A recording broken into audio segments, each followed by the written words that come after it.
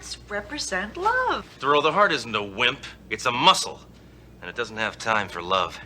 It's too busy pumping blood.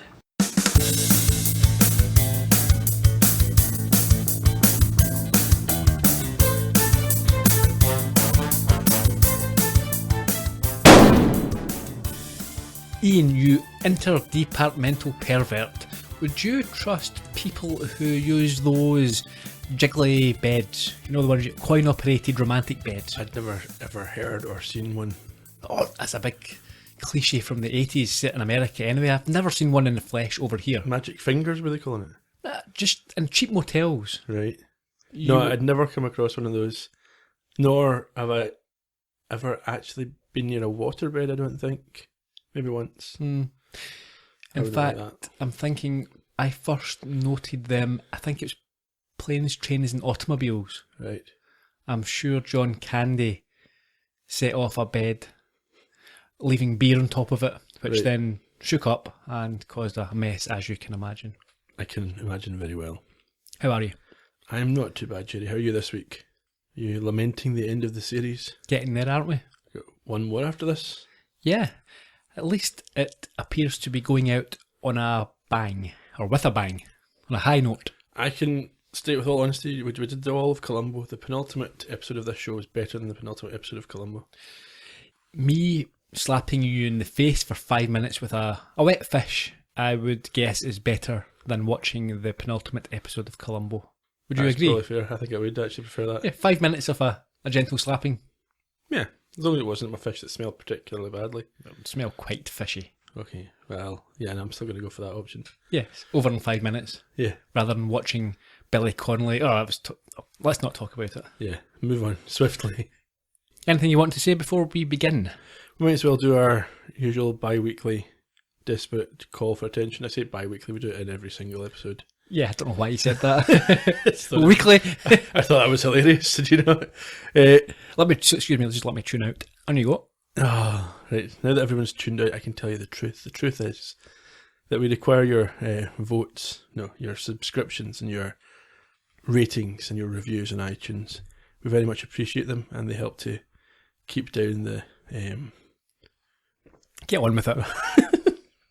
No, it's good for the show if you rate and review and subscribe on iTunes, because more people find them.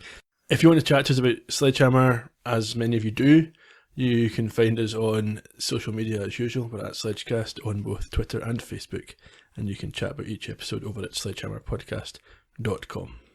We've had the preliminary chat. We're about to go into the podcast proper. In between there's a bridge, a way of marrying those two parts together. Yes. What is it? I usually would call it the summary. So that's okay. Not bad. Fancy it? Sure. Crack on. In It Happened What Night, Sledge and Dory are recruited by Roy Talbot of the narcotics team to help him with one last case before he retires. When the couple are found intoxicated and asleep with drugs missing and everyone in a neighbouring room dead, suspicion falls on them both. Doreau suspects there might have been something untoward going on, but neither she nor Hammer can find any evidence before their inquiry hearing. Is this the last case for Sledge and Dory? What really happened between them? And will Captain Trunk save their skins? No, nothing, and that's all that remains to be seen. Thank you, Ian.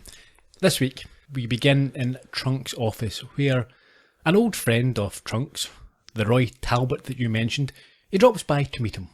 Yes, and they're quite clearly fond of one another. They are friends. He surprises him, gets Trunk to pull out his gun as if he's being attacked. And lots of backslapping and hugging going on. They're very sort of manly friendship going on. Roy mentions that his wife has recently left him. Yes, and he's retiring. But he wants to go out with one last big bust. I would have suggested a strip club. Yeah, that joke comes up again later. Does it? I can't remember. I'll mention it, it's in my notes. Okay. We can keep tuned and you'll hear that conversation in about 17 minutes. What does Roy want to borrow? He wants to borrow Hammer and Dory. Mm-hmm. Trunk's happy to oblige for his old friend. Yes. So Dory and Hammer enter with Sledge. Did you notice his vomit-inducing shirt and tie combo? I didn't pick it I know that I should be paying attention for this, but what was it like? Oh, it was worse than normal. It was disgusting. Just watch it again. Okay. It was vulgar. He was also carrying a tire iron. Yes, why? He wants to interrogate a suspect. It's the American way. I quite like this week, and I think in the last couple, the way that Trunk has dealt with this situation each week has been better than the rest of season 2 up until then. He's not yelling at him. He's not chugging Pepto-Bismol. He's kind of just dealing with it in an effective way. Yes, he's funnier. not overdoing the angry captain role. Yeah. He just takes it away from Hammer, and Hammer accepts it. I think perhaps Trunk's given up in the sense of, changing Hammer. Yeah, and I think Hammer does a lot of this stuff to antagonise Trunk, and if he's not getting the response that he's looking for, he's not going to push it. Sure. Talbot briefs both of them on his plan. There's a big drug transaction going down tonight in the Dominic Hotel. This guy's heavy, and it's our only chance to nab him. Now, in the room where the deal is going down, it's right next door to the bridal suite. We can get you into the suite next door so you can videotape the whole transaction. Now, we need you two to pose as newlyweds. Newlyweds? Hey, why don't you just get a guy and a gal from your own gang? Or call Bob Eubanks. There could be leaks in my department. Nobody knows your faces. You'll be believable as newlyweds. It's all right. We'd be happy to help you out. Hey, speak for yourself. Last time I posed as a newlywed was a disaster. When was that? My honeymoon. The entire plan seems a little bit futile to me. Certainly unnecessary. They don't need to pose as newlyweds. They can just go to that room. Yes. And the whole thing relies on the folk doing the drug deal being sloppy. In any case, they go to the hotel and they arrive at reception with Dory in a wedding dress and Sledge in a tux that appears to be from the 70s. Sky blue, wasn't it? They get the key for the bridal suite from a less than perceptive manager. He has a familiar face. Yeah, we've seen him before. You can tell me about him later then. I can. He's got a face that tells 1,000 stories, isn't he? He's very expressive. Sledge then acts like a newlywed in his own unique style. Yeah, he says, "Hey, don't tell me what to do, you old cow. I'm running the show here." And when Dory chastises him, he points out that is how he acted when he was a newlywed. Not surprised that he's no longer a wed. Indeed. Up to the suite. And Did you see what it said on the bed? remind me. It had a ribbon across it that says, "Sanitised for your protection." Romantic. Sledge ends up wearing this later on. Did you note the transition? Is it heart-shaped? Yep. I didn't see it, but I'm just guessing. This suite is horribly garish, isn't it? It's awful. And Sledge suggests that it was decorated by Tammy Baker. Is that mascara lady that we've heard of before? Several times we've heard of her before. Dory is more open to heart-shaped decor, as we heard at the top of the podcast in the intro clip. Yeah, she's got a place in her heart for this sort of thing. Can you remember what Sledge says next? What he compares marriage to? Well, yeah, he says it's like driving the wrong way down a one-way street and having a head-on collision with a dump truck called your wife. I quite enjoyed that, actually. It kind of rings true, doesn't it? Oh, you said it. You're not married anymore. That's true. Perhaps that's why. How did you do that? Let's move on. Dory wants to help Sledge set up this video equipment, but he insists it's man's work until about a minute later when he chastises her again for not helping him. That's entirely like myself. Hopeless with DIY, any of that sort of stuff. But determined to take responsibility. Well, no, in fact, it's not like me then. I just say I can't do this and tell my wife to do it. Dory tells him not to use his gun to make a hole in the wall. So they're trying to get some sort of peephole or a hole for the camera to spy on the neighbouring room. Looking at that camera, how big a hole would it need to be to properly film through to the next room? A Magnum bullet-sized one. At least. Yeah. The drill did seem to have a massive bit on the end of it right enough. Sure, but you can't just drill a hole through to... Someone would have noticed this hole, the size of hole you would need. It would have been pretty obvious. Yeah, it's not very CIA-like, is it? Also, the plaster dust that would be lying in the room that they drilled into. Yes, nonsense. Anyway, he needs to oil the drill, and he squirts oil all over the wedding dress, so Dory goes to take it off because it's very expensive, 5k. and the department won't be happy. They've only hired it. As she changes in the bathroom, the bellboy enters with some complimentary champagne. He kind of looked to me a bit like a chubby Jared Harris, Who's Jared Harris? son of Ed Harris from Mad Men. I know Ed Harris, didn't know he had a son. Yeah, I haven't watched Mad Men, so... he's good. He's good in it, and I think rumoured to be the new Dumbledore in the Fantastic Beasts movie. Obviously, his dad played the original Dumbledore in the first couple of films. You said Ed Harris? Oh, that's Richard Harris, sorry. All right, I'm wondering, Yeah, no, Richard Harris. Yeah, okay. I think you confused me with saying Ed Harris before when we were not recording. No. Definitely your fault. I have no idea who this guy is. You told me Ed Harris. No, I didn't mean that at all. Yeah, okay, so the son of Richard Harris, that's Yes, fair enough. That's what I said Yeah, okay. all along. Richard- Have you edited this to make me sound like I said Ed Harris? Richard Harris from The Rock, where he played the commando. Did he? No, it was Ed Harris. Why are you trying to confuse everybody? There's only one person confused here, Ian. You. Where are we? I don't even remember. Yes, this bellboy's come in. Yeah, looking he's a bit very Jared nosy Harris. chap, isn't he? Yes. He is also a bit strange. Yeah, he's an oddball. He has a strange demeanour to him. Mm-hmm. Anyway, he's got complimentary champagne.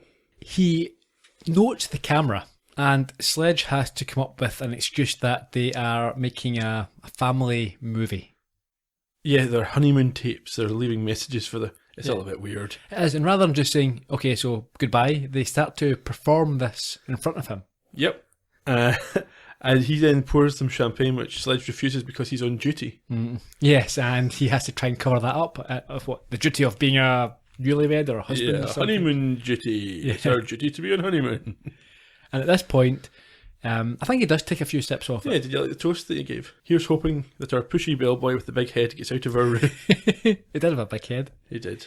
And he forces him out without a tip. Well, He gives sorry, him a tip. which is, Don't swim in shark-infested waters. fair enough, don't eat yellow snow. That's the standard, isn't it?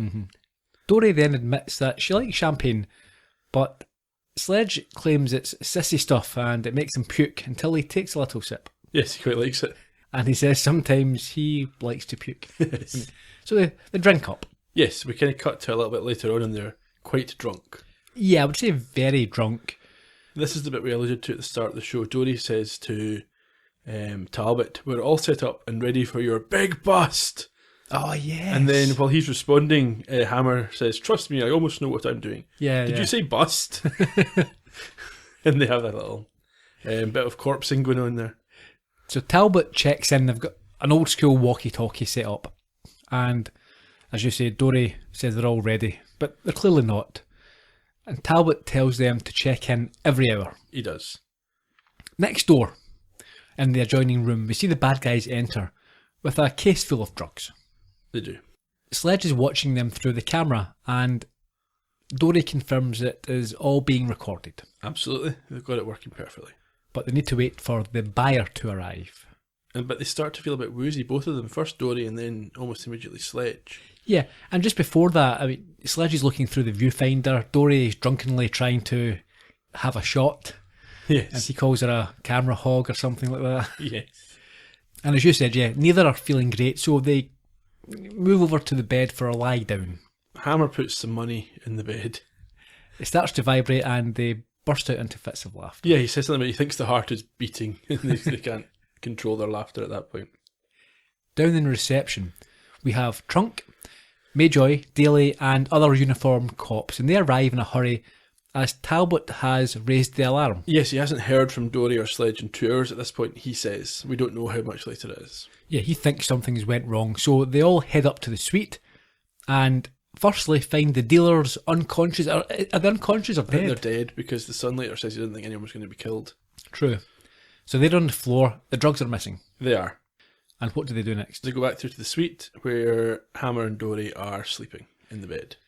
Yes, together, partially dressed. In fact, Hammer's down to his underwear. Holster. Yeah, and his holster, yeah.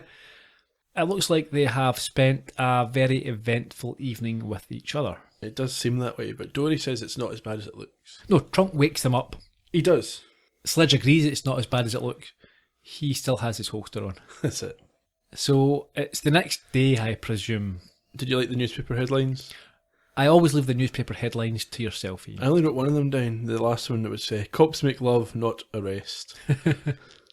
Trunk and Talbot are there, and neither are very happy. Hammer, this is an embarrassment to the entire department. You're telling me? Look how they misspelled my name. Bammer? Do I look like a bammer? Yes! You two perverts are gonna pay for this. I'm gonna demand an interdepartmental inquiry, and I guarantee you'll be kicked right off the force. But I swear we didn't do anything. No. At least we don't think we did anything. Did we? Wait a minute. No matter what happened to us, we still have the tape of the drug transaction and murder. Ah, yes. Tape. Yeah. Why don't we just go and look at this tape?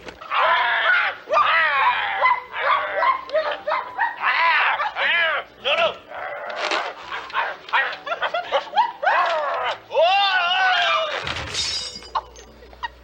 Get back to work, you perverts!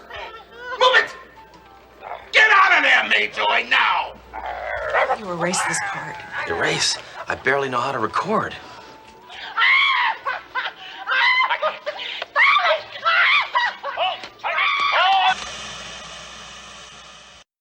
Obviously, we can't see on a podcast what was going on there, but you could hear Dory barking like a dog, and at the end of the video, you see Sledge spanking her, I think, as well. Oh, It's all a little bit playful. one word for it. Yeah. What does the tape contain with regards to the drugs bust? Nothing. It cuts out at that point, and there's nothing further recorded. Doesn't look good for them. No, but we know they thought it was recording at the very least. Sledge insists that they did not turn the tape off, and Dory says that she was not seduced by Sledge. That's right. Talbot leaves, and Trunk tells them to file a report on what they do remember, but to spare the intimate details. He obviously doesn't believe their story at this point. Back in the outer office, then Dory's typing this report up, and Hammer's there, but he's not really engaged in the process. No, they're both hungover. They try to decide what to put in the report until Sledge decides to go home and lie down, telling Dory just to fill it in as she sees fit. Yeah, and if she needs his help, then forget to call. After he's gone, the rest of the precinct gather around Dory. Daly's got questions. What type of questions? She wants to know what it was like with Sledge, and Dory says she doesn't know, which Daly takes to mean forgettable. That's what they all thought, apparently. That's a bit unfair in Sledge. It really is. Unless they believe that Sledge's amigo is a substitute for other things. Yeah, for something. Dory then opens her desk drawer. What does she find? I think it's a garter, the note. From a secret admirer. Presumably Mayjoy. Well, we see the rest of the guys in the room laughing and joking. Yeah. Down to the locker room, and some young oink, he's a horrible wee guy. Oh, I couldn't stand him. No, I really did want to give him a damn good thrashing. He just kind of pushes it with Sledge, who has nothing to say to him. Well, he's trying to find out what Dory was like in bed. And Sledge ignores him at first, but as you say, after being pushed, what does he claim? He says, a lot happened, but I'm not the type who kisses and tells. I kill and tell. Unfortunately, at this point, Dory has entered the locker room and overheard this last remark. She is furious and wants to know why Sledge is not telling the truth. Yes, and she's about to take a kick at this young oik, and Sledge stops her, saying violence never solves anything, and she's stunned. Aghast. What? His first response to why is he not telling the truth is that it's man talk. You don't tell the I'm truth. pretty sure that's exactly what Donald Trump said when he got caught out in this sort of situation. Yeah. I've got a feeling, however, that Donald Trump would be the person who would be spiking drinks. That's not an official allegation that you're making there, though. No, it's just a feeling. I've no proof that Yeah. he would spike drinks and then do anything untoward, a la Bill He Cosby. might feel he doesn't need to spike drinks, he's that rich and powerful. But Possibly. this is all locker room banter, you know, it's okay to talk that way between men. Yeah, you don't tell the truth. That's how all men talk. Yeah, you don't tell the truth. That is definitely not the type of person he is. Anyway, Hammer tells Dory he'll fix this with some more man talk, And she's furious. Remains furious, I should say. We next see Dory in her apartment. How is she trying to relieve some of this fury and stress? It turns out she has an inflatable Sledge punching bag in her house that she takes a swipe at. Just then, he arrives at the door and they try and clear things up. They do. He senses that she is upset, About what you said, yes. but didn't deny the accusations earlier. Why not? Because he's not sure that nothing happened, and he asks whether she's sure. At this, Dory realises that he may be right. Oh my God. Oh my God. What if something did happen? Well, if it did, I wish one of us would have been there to stop it. Oh my God, this is a disaster. They're probably gonna kick us out the force. If they don't, I have to transfer anyway. I mean, my reputation is shot. Nobody respects me. Well, that never stopped me. Hammer, I don't understand how we could have passed out. We didn't drink that much champagne. Unless we were drugged. Wait a minute. This cop's gut is asking me a question. What if we were drugged? We better go talk to the big-headed bellboy. I'll call Captain Trunk. Have him meet us at the hotel. Yeah, they think they might have been drugged based on the fact that they wouldn't have behaved that way, I guess. Oh, without a doubt. Over at the hotel, there's a lineup of the bellboys so that they can pick out the one who drugged them. When did you last have a bellboy lineup? Months? Can't remember. Weeks? I mean, there was kind of a gathering of bellboys at one point in Home Alone 2, wasn't there? Was there? They all came into the room when he was playing the video. Oh, Home Alone 2. Yeah. Yes. Yeah. Tim Curry I mean, and yeah. Rob Schneider and that. Was it Oh. Rob Schneider? Yeah, it was. in that lot. One of his first appearances. Perhaps his first. I'm not sure. Donald Trump was in that movie as well. Let's not. Anyway, there's no big-headed bellboy, and the manager, I think it's the manager anyway, insists that they don't give complimentary champagne. They don't even give compliments. Yes. So they then realise it was a setup, but time is running out. And Sledge suggests a solution is to lie in court. It's worked for him before. Trunk, though, thinks he might, or he seems like he might be onto something from Sledge's description of the bellboy. Mm-hmm. Over to the departmental hearing. This is the next day, I think. Talbot is describing to the panel in no uncertain terms what he found when he entered the room that night. Sledge objects until reminded that it's not a trial. He can't do that. So what does he suggest instead? He wants to punch him in the head, I think. In the mouth? Yeah. In the mouth. And the panel insists this is a very serious matter, and Sledge and Dory are invited to make representations of their own. Before Dory can stand up, Sledge jumps to his feet and performs in the style of a southern lawyer and gallantly takes any blame and insists that Dory is a true professional. Did you like the blackboard behind him? It had a diagram of the hotel, the two rooms at the suite, and the other one said, grisly death scene. What did you make of Sledge's performance? That was quite persuasive. Yeah, I just liked it was fun. Yeah, he wasn't making any valid points at all. No. It was just, this is how he thinks a lawyer acts. In his mind, this is the stereotypical Or lawyerly... One version, could you remember the last time he was in court, he was the... But this is a successful version. This is how he thinks a good lawyer really should act. Right. I really enjoyed it. One It of my was favourite scenes. Dory points out that they were framed, but they have no proof. And Talbot thinks this is nonsense. Yeah, he says that she's just a floozy trying to weasel out of the situation. But just then, Trunk bursts in with some important information. Captain Trunk, this is a closed hearing. I know that. But I'm responsible for this knucklehead and Detective Doro. I want it noted for the record that in Roy Talbot's last 3 cases, confiscated drugs were missing. And those cases are closed and unsolved. Hey, Ed, I'm not under investigation yet. Well, you should be! Especially since that enlightening talk I had with your son. Roy Jr. What the hell are you doing here? I'm sorry, Dad. You never told me you were gonna kill anybody. I was the one who drugged her champagne.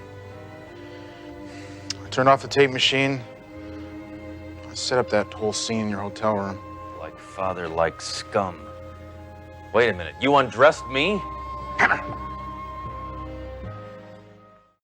Like father, like scum. Nice. It's harsh, isn't it? Fitting. Perhaps in the circumstances. Trunk then asks Talbot why he did it. What's the response? He says the police pension's not much and he struggles on it, and he hates seeing, or he's going to struggle on it anyway, and he hates seeing these criminals with their drug money living the life of Riley, and he wanted to give his wife something that he could never afford to give her before. What was that? Her alimony check. You can see Sledge nod with some sympathy. Well, we've seen him before recoil at the mention of an alimony check, haven't we? Indeed. Back to Trunk's office for this week's epilogue, and Dory and Sledge bring Trunk a bottle of champagne in order to say thanks for helping them out. What does Sledge do? He tries to explain why this is ironic. It's brilliant. It's one of my favourite moments in the whole of the series that we've had, season 1 or season 2. Yeah. Dory then thanks Sledge for standing up for her at the trial, and he says it was okay because it made him look quite heroic. Yeah, I don't think that's what he was thinking at the time. I think that's him just trying to be... he doesn't want to accept the praise. Yes. And we find out that Dory will no longer be transferring to a different precinct, as her reputation has been restored. Yeah, meanwhile Hammers has been ruined, but that amuses Trunk. And that's how we end a thoroughly enjoyable episode. It is really one of the strongest. It's really good. This is the dynamic between those three that I really like, when they are supportive of one another, and even if they're annoying each other, they know whose side they're on. It's like a family dynamic where you can fight and you can fall out, but you've got each other's back. It's much better when Trunk is actually seeming like he wants Hammer to go to prison or be killed or whatever. Or where they both suspect that he is a sex offender. Yes. For no reason. Yeah, you want the trust and you want the backup and the support, which Sledge has always shown to them. Absolutely. So yeah, I would agree. I think that the second half of season 2 returned to that form. I think that's definitely right. Will we go through some trivia and production information? Sure, why not? The 5th of February 1988 was the original air date, and it was directed by Bill Bixby again. Mark Curtis and Rod Ash were the writers, and this is their final outing. Okay. Stanley Brock played Roy Talbot. He died in 1991, aged just 59, known for UHF, Hard to Kill, Night Court, The A-Team, He's the Mayor, The Exterminator 2, Murder, She Wrote, Days of Our Lives, Happy Days, The Rockford Files, and he was also in Naked City. Mike Pniewski played Junior, Roy Talbot Jr. He was born in 1961. A fairly distinguished career, I suppose mainly as a character actor, but he has been in Madam Secretary, Blue Bloods, The Good Wife, Drop Dead Diva, Law and Order, The Sopranos, A Time to Kill, we've mentioned that before, Elia Law, Matlock, Hill Street Blues. So, been in a lot of things over the years. Yeah. The hotel manager was played by Monty Landis, and you are correct, we have seen him before. Can you remember? No. He played Inspector McCall in Desperately Seeking Dory. Scotland Yard. Yes. Okay. Sandy Kenyon was the hearing chairman. He died in 2010, aged 87. Known for Crunch and Des, Quincy, Knots Landing, MASH, Happy Days, Hogan's Heroes, Gunsmoke, The Andy Griffith Show, I Spy, The Dick Van Dyke Show, The Twilight Zone, and The Phil Silvers Show. So, a lot of the biggies. Yeah. He also played Harris in Columbo's Candidate for Crime. Was he one of the candidates, like support team? Speechwriter or something, maybe? Maybe. To be honest, I can't remember. Fair enough. The title comes from a 1934 Clark Gable and Claudette Colbert movie, It Happened One Night. There was a mention of Bob Eubanks. He was the host of the Newlywed Game Show, but after this was caught off camera making offensive remarks on a Michael Moore documentary. Quite offensive. About who? There's no point getting into that. You can always check it out yourself if you're interested. Too hot for us to handle. So, Sledge's portrayal of the southern lawyer was based on Clarence Darrow, who died in 1938 and was regarded as one of the greatest defence lawyers in American history, and he often fought for the underdog. Okay. Apparently, this was not scripted. He's waiting for it. Yeah. Oh, I'm not sure if it was improvised during the take, but I think he brought that to the table. I don't think it was written like that by the writers. I think David Rashi thought it'd be a good way to Present it. or add some comedy, and I think he was certainly right. That was good fun. Darrow's most famous case was the basis of a novel and then a movie. And the movie won joint Best Actor awards for two people who we have met before in Columbo. Okay. Bradford Dillman and Dean Stockwell. Of course we know who they are. Bradford Dillman, I think it's still one of my favourite actors' names. Yeah, I think we made a big thing of that, didn't we? Yeah. Was he not in Make Me a Perfect Murder? Is that right? No. He was the nephew in the Greenhouse Jungle, the one who was a fake hostage with Ray Milland. Okay. At the start in the back of the car. Yes. Okay. So who's the one in Make Me a Perfect Murder? The victim. Correct me if I'm wrong, but was that not Lawrence Luckinbill? That's an equally incredible name. It's a silly name. Quite like it. Memorable, obviously. Exactly. Your favourite line this week? It was one about the dump truck called your wife. Mm-hmm. Mine would have been, he doesn't kiss and tell, he kills and tells. Fair enough. You always go for the Sledgy lines. Yeah. They're like very Sledge the character, if that makes sense. Like Sure. sort of typical Sledge lines. Next week, here's to you, Mrs. Hammer. Oh, is he going to marry Dory? You shall find out. Yeah. I'm looking forward to that one. Yeah, it's a goodie. Really? Yeah, enjoyable.